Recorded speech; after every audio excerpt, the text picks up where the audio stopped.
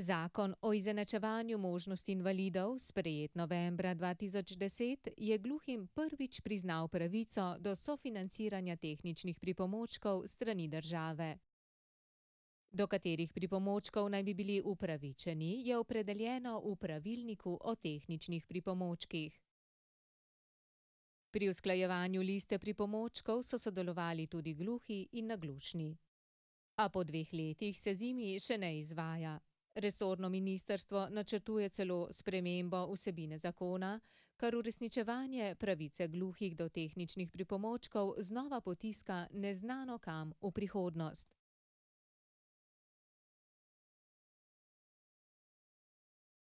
Tako gluhi ostajajo edina kategorija invalidov, ki nimajo priznane pravice do nobenega tehničnega pripomočka in rehabilitacije.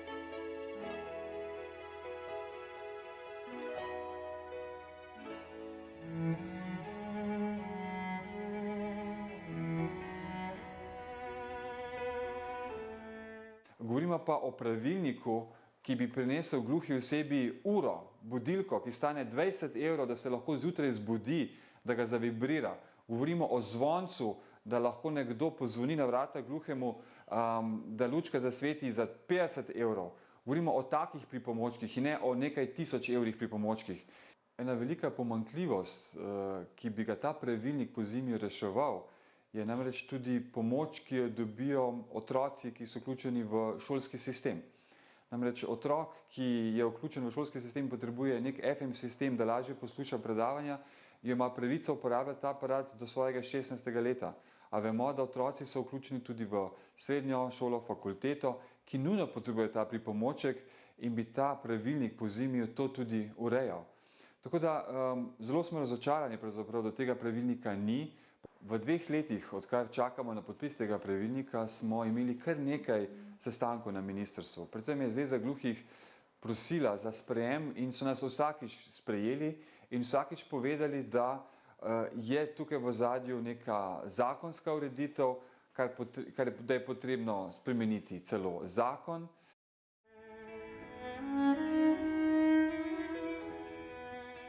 V zakonu, kot sem že prej začela, je predvideno, da naj bi se te dobavitelje tehničnih pripomočkov izbiralo na podlagi javnega naročila.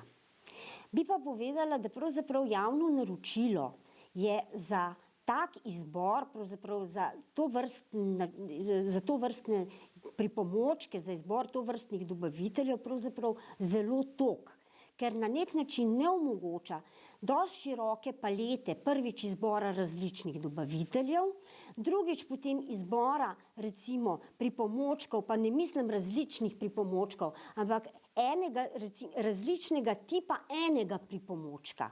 Prav tako pa tudi nekako menimo, da ne bi bila ustrezna pokritost po celotni državi, tako da dejansko uporabniki bi imeli lahko tudi težave pri samem dostopu oziroma pri samem tem, da pridobijo tak pripomoček. Iz teh razlogov smo se odločili, da bomo šli v spremembo zakona, in sicer na način, da pač pripomočke ne bomo, oziroma dobavitelje pripomočkov ne bomo izbirali, oziroma želimo si, da ne bi jih izbirali preko javnega naročila, ampak preko javnega razpisa. Pravilnik pravzaprav se navezuje na zakon In glede na to, da smo rekli, da moramo z zakonom oziroma spremembo zakona spremeniti sam način izbora dobaviteljev tehničnih pripomočkov, se seveda moramo počakati z samo začetkom veljavnosti tega pravilnika z sprejemom zakona. Kdaj pa bo sprejet zakon, to pravzaprav upamo, da čim prej.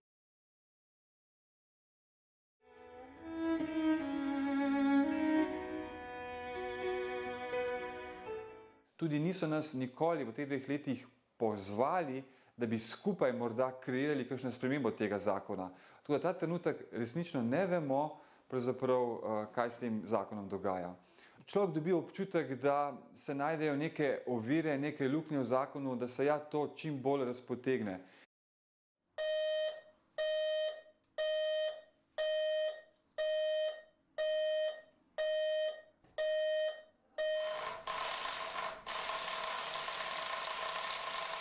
Tehnični pripomočki se pravzaprav dopolnjujejo oziroma nadgrajujejo medicinsko-tehnične pripomočke.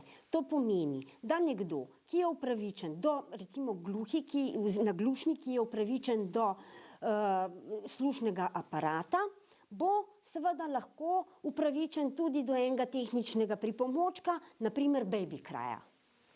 To se pravi, da bo lahko uveljavljal eno po zdravstveni zakonodaji, tehnični pripomoček pa po naši zakonodaji, se pravi v skladu z zakonom o izenačevanju možnosti invalidov. Nimamo še dokončnega besedila oziroma dokončnega nabora, do katerih tehničnih pripomočkov naj bi bili gluhi in naglušni upravičeni. Bodo pa to, bom rekla, predvsem tehnični pripomočki, ki, kot sem že na začetku povedala, dejansko pomagajo pri vsakdanjem življenju, kot na primer recva baby cry, potem ura s svetlobnim, budilka s svetlobnim efektom, alarm ali hišni zvonec s svetlobnim efektom, baterije za slušne aparate. Tehnični pripomočki naj bi bili sofinancirani, ampak do 80%.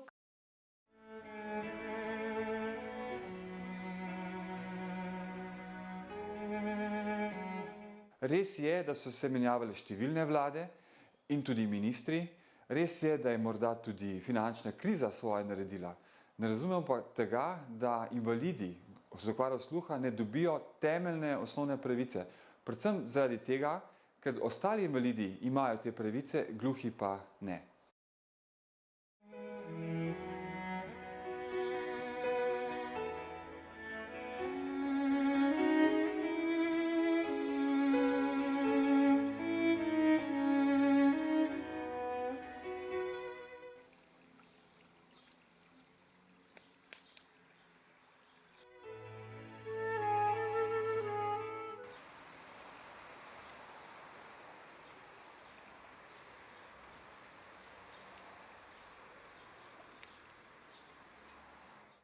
Kdaj bo novela ZIMI-ja obravnavana v državnem zboru, še ni znano. Ministrstvo naj bi v kratkem ponovno sklicalo delovno skupino, v kateri so tudi predstavniki oseb z okvaro sluha, da uskladijo dokončno listo tehničnih pripomočkov. Koliko vode bo preteklo, preden bosta ZIMI in pravilnik stopila v veljavo, pa ne ve nihče.